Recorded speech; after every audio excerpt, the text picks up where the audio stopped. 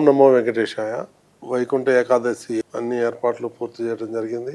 అన్ని డిపార్ట్మెంట్ సమన్వయంతో 2 రోజులకు ఒకసారి ఈఓ గారు, అడిషనల్ ఈఓ గారు, జేఈఓ గారు, ఎస్పీ, సివి అండ్ ఎస్ఓ వీళ్ళందరూ కూడా అధికారులందరూ కూడా కూర్చొని ఏర్పాట్లు చేస్తున్నారు. డిసెంబర్ 30, 31, జనవరి 1 ఈ 3 రోజులకు గాను మనం ఆన్లైన్లో టోకన్లు ఇవ్వటం జరిగింది.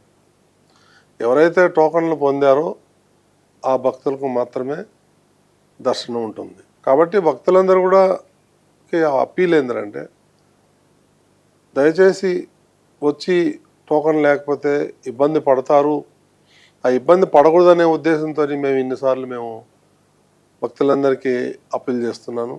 30వ తారీఖు వచ్చినా, 31 వచ్చినా, 1 వచ్చినా, మిగిలిన రోజుల్లో వచ్చినా కానీ అది వైకుంఠ ద్వార దర్శనం ఉంటుంది. కాబట్టి భక్తులందరూ కూడా ఆ అవకాశాన్ని సద్వినియోగం చేసుకోవాలని చెప్పి మీ ద్వారా అందరినీ కోరటం జరిగింది.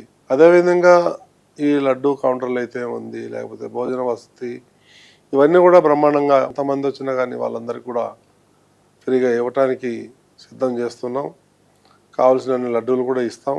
అప్పీల్ ఏంటంటే మొదట 3 రోజులు మాత్రం టోకన్లు ఉంటేనే రండి, టోకన్ లేకుండా వస్తే ఇబ్బంది పడతారనే ఉద్దేశంతో మేము పలుమార్లు మీకు సూచనలు చేయటం జరుగుతుంది. కాబట్టి ప్రతి ఒక్కరు దేవస్థానానికి సహకరించాలని చెప్పేసి మీ ద్వారా అందరినీ కోరుకుంటున్నాను. ఓం నమో వెంకటేశాయ.